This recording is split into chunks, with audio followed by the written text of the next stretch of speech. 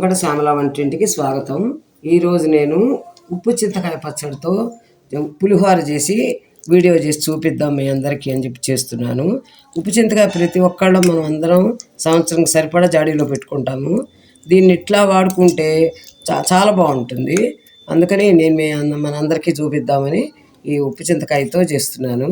దీనికి కావాల్సినవన్నీ కూడా వేసినకాయ పప్పులు, మళ్ళీనేమో పోపు దినుసులు, ఎండుమిరపకాయలు, పచ్చెనపప్పు, మినపప్పు, ఆవాలు, పోపు దినుసులు, మంచి ఇంగువ, గుమ్మగుమ్మలాడే పులిహోరకి టేస్ట్ వస్తుంది గుమ్మగుమ్మలాడే ఇంగు వేస్తే. తర్వాత ఏమో పచ్చిమిరపకాయలు. ఈ రైస్ కుక్కర్కి డబ్బా బియ్యం పోసి అన్నం వండాను, చక్కగా పొడి పొడిలాడుతూ వస్తుంది. దానికి ఈ కొలతలు ఇవి సరిపోతాయి. ఉప్పు చింతకాయలు ఉప్పు ఉంటుంది, మనం వేరే వేయక్కర్లేదు, ఆ ఉప్పే సరిపోతుంది. కొంచెం పసుపు వేసుకుంటే చాలు. ఇందులో కరివేపాకు కావాలి కదా, బాగా కరివేపాకు ఇస్తేనే బాగుంటుంది. కరివేపాకు అయితే మా చెట్టు ఉంది నాకు ఇక్కడ పక్కనే, నేను పెట్టుకున్న చెట్టు. ఆ చెట్టు దగ్గరికి వెళ్ళి ఫ్రెష్గా కోసుకుందాము రండి. కోసాను, ఇవి తీసుకెళ్ళి మనం పులిహోరలో వేసుకుందాము. మనము రైస్ కుక్కర్లో అన్నం వండుకున్నాం కదా డబ్బా బియ్యంతో, దాన్ని చక్కగా తీసి బేసిన్లోకి వేస్తున్నాను. పొడి పొడిలాడుతున్నట్టుగా వండుకుంటే మనకి పులిహోర బాగుంటుంది. చక్కగా పసుపు వేస్తున్నాను, పచ్చగా ఉండాలి కదా. మనకి చింతకాయ పచ్చడిలో కూడా మనం పసుపు వేసి పెడతాం కాబట్టి కొంత ఉంటుంది. ఇప్పుడు దీని మీద ఈ పచ్చి కరివేపాకు కూడా కొంత వేసుకుంటాము. తర్వాత మనం పోపులో వేసుకోవచ్చు.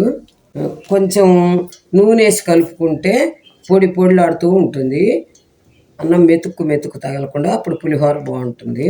ఇందులో కరివేపాకు వేసుకున్నాం కదా మనం, ఈ అన్నం కుక్కర్లో తీసిన అన్నంతో పసుపు వేసాము, కొంచెం నూనె వేసాము. ఇది ఇంతవరకు అయింది.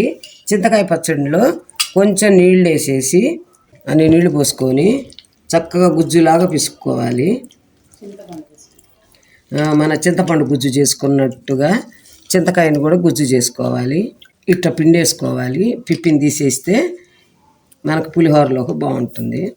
ఇదంతా రెడీ చేసి పెట్టాం కదండి. కొంచెం మెంతులు వేయించుకొని పొడి పెట్టుకుంటాను ఎప్పుడు ఇంట్లో. ఆ మెంతి పిండి కూడా వేస్తే బాగుంటుంది. కాస్త మెంతిపిండి కూడా చల్లాను. తర్వాత ఏమో పోపు చేసుకొచ్చేసాను. పోపు చేసుకొని వంటింట్లో నుంచి వచ్చేసాను.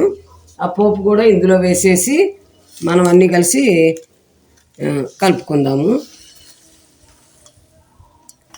ఈ బియ్యం అండి, దీనికి వాడిన బియ్యం మేము ఇంట్లో ఒంటిపట్టు బియ్యం వాడతాము, బ్రౌన్ రైస్. అవి వాడితే ఆరోగ్యానికి మంచిదని దాంతోనే చేశాను. దాంతో కూడా బాగా వచ్చింది. అట్లాగా అది కూడా చెప్తున్నాను మీకు. రెడీ అయిపోయింది పులిహోర, చింతకాయ పులిహోర, చింతకాయ పచ్చడి పులిహోర రెడీ అయిపోయింది. ఇప్పుడే మా బంధువులు వచ్చారు మా ఇంటికి ఈరోజు.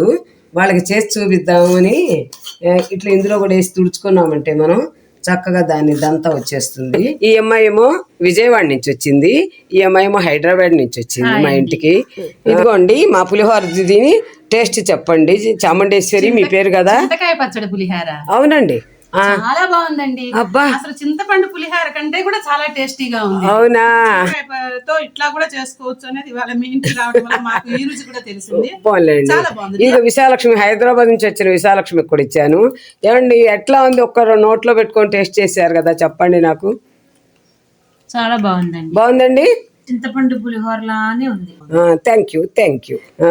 నా వీడియో అందరూ చూడండి, మన సబ్స్క్రైబర్స్ అందరూ చూడండి, లైక్ చేయండి, షేర్ చేయండి, కామెంట్స్ పెట్టండి.